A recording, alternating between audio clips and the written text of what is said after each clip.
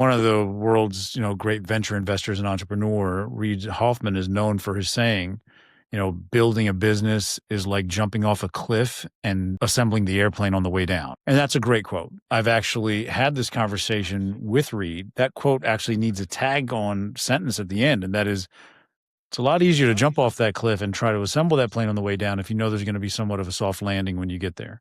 And what I mean by that is, so many, now we're going to break this down across racial lines. You see, a white entrepreneur that worked for years before they ever made it.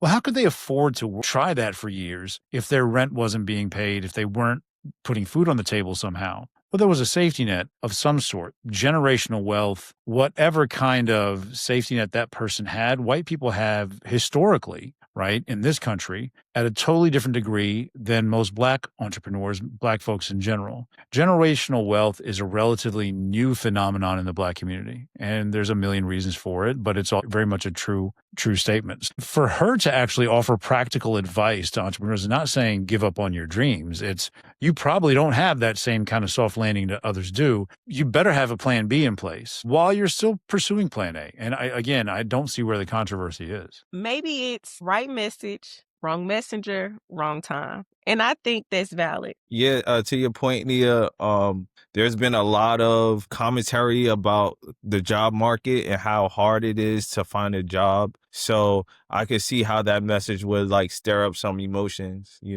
Like, how are you going to tell us to get a job when, there's no jobs out there for us to get?